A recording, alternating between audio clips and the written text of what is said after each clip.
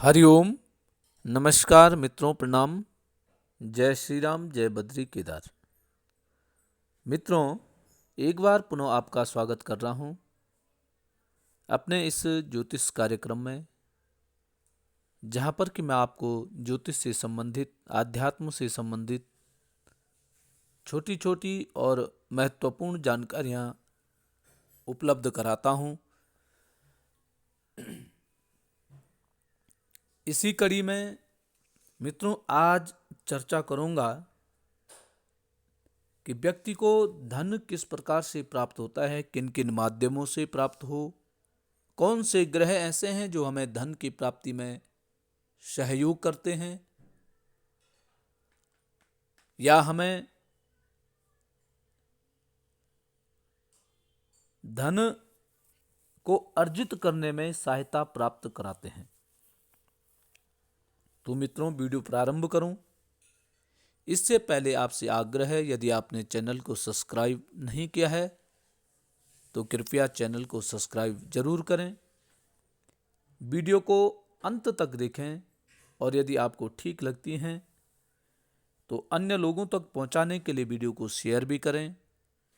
साथ साथ में लाइक कमेंट करना बिल्कुल भी ना भूलें। मित्रों, धन के अनेक प्रकार के माध्यम होते हैं, अनेक प्रकार से धन को अर्जित किया जा सकता है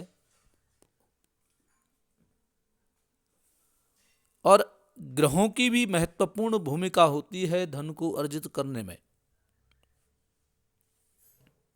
कौन से ग्रह किस प्रकार से हमें धन को अर्जित करने में सहायता करते हैं, उनकी मैं आज चर्चा कर रहा हूं। सबसे पहले बात करेंगे मित्रों बृहस्पति ग्रह की। यदि बृहस्पति ग्रह उच्च का कर्क राशि में है, बृहस्पति ग्रह जब उच्च का होता है तो कर्क राशि में होता है। बृहस्पति ग्रह यदि कर्क का हो या धनु राशि का हो या मीन राशि का हो, धनु राशि मीन राशि उनकी अपनी राशि है, कर्क राशि उच्च की राशि हो गई है। यदि 4 के अंक या 9 के अंक या 12 के अंक पे बृहस्पति लिखा हुआ है और बृहस्पति ग्रह 5वें भाव का स्वामी होकर के 10वें भाव में स्थित हो, अर्थात ये कह सकते हैं कि बृहस्पति ग्रह यदि 5वें भाव का स्वामी होकर के 10वें भाव में स्थित हो रखा हो तो ऐसा व्यक्ति अपनी संतान के द्वारा, संतान में पुत्र और पुत्रिया, इनके द्वारा अपार धन लाभ प्राप्त करता है।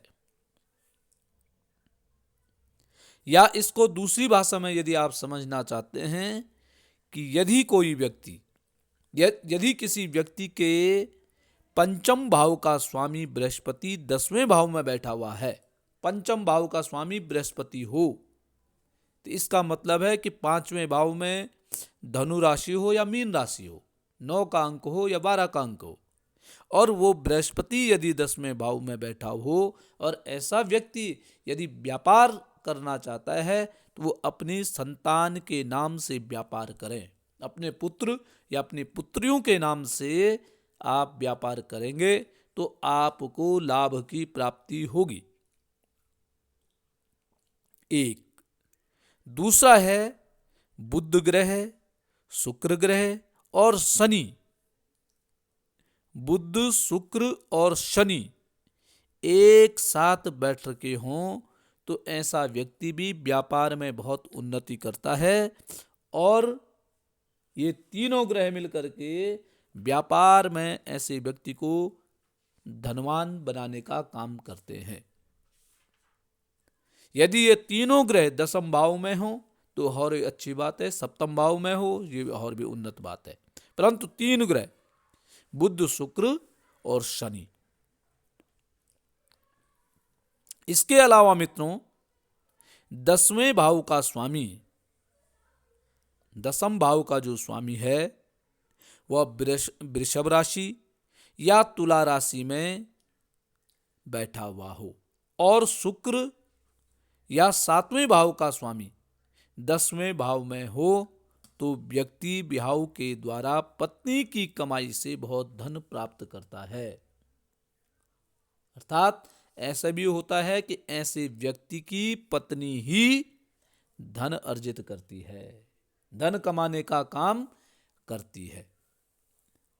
10वें भाव का स्वामी वृषभ राशि या तुला राशि में है और शुक्र या 7वें भाव का स्वामी 10वें भाव में हो तो व्यक्ति विवाह के बाद धन अर्जित करने वाला होता है। अर्थात पत्नी के भाग्य से ऐसा व्यक्ति उन्नति करता है, धन की प्राप्ति करने वाला होता है।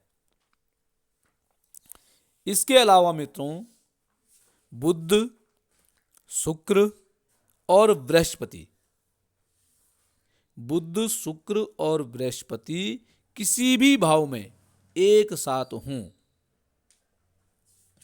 तो ऐसा व्यक्ति धार्मिक कार्यों के द्वारा धनवान होता है। ऐसा व्यक्ति धर्म के कार्य करता है और तब ऐसे व्यक्ति को धन की प्राप्ति होती है। इसमें क्या क्या होता है? इसमें आप पुरोहित हो सकते हैं, पंडिताई का काम कर सकते हैं, ज्योतिष का काम कर सकते हैं, कथाकार हो सकते हैं, धर्म और किसी संस्था का प्रमुख बन करके आप धनवान हो सकते हैं, या किसी मठ मंदिर में किसी ऊंचे पद पर विराजमान होकर के आप धनवान बन सकते हैं। कौन कौन से? बुध, शुक्र और बृहस्पति। ये तीनों ग्रह एक साथ हों तो ऐसा व्यक्ति भी धार्मिक कार्यों के द्वारा धन की प्राप्ति करने वाला होता है। इसके अलावा मित्रों, धन भाव का स्वामी, धन भाव कौन सा है? दूसरा भाव।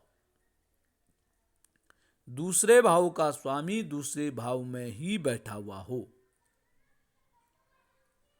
तब भी व्यक्ति धनवान बनने के योग बनते हैं।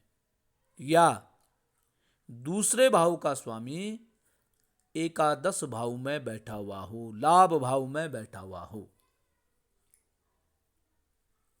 धन भाव का स्वामी लाभ भाव में बैठ रखा हो तो ऐसे व्यक्ति को भी धन अर्जित करने में किसी भी प्रकार की परेशानियों का सामना नहीं करना पड़ता है।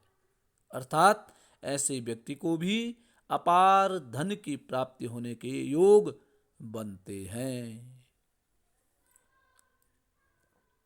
इसके अलावा मित्रों, 10वें भाव का स्वामी एकादश भाव में हो या 10वें भाव का स्वामी 9वें भाव में हो, भाग्य भाव में हो, तो ऐसे में भी धन प्राप्ति के योग बनते हैं। अपार धन संपदा ऐसे व्यक्ति के पास उपलब्ध होती है। अर्थात ऐसे व्यक्ति को धन से संबंधित किसी भी परेशानी का सामना नहीं करना पड़ता है। तो मित्रों, ये थे धन से संबंधित योग। आज के लिए बस इतना ही। कल पुनः किसी नई जानकारी के साथ आपके सामने पुनः प्रस्तुत होऊंगा। तब तक के लिए नमस्कार, प्रणाम, जय श्री राम, जय हनुमान।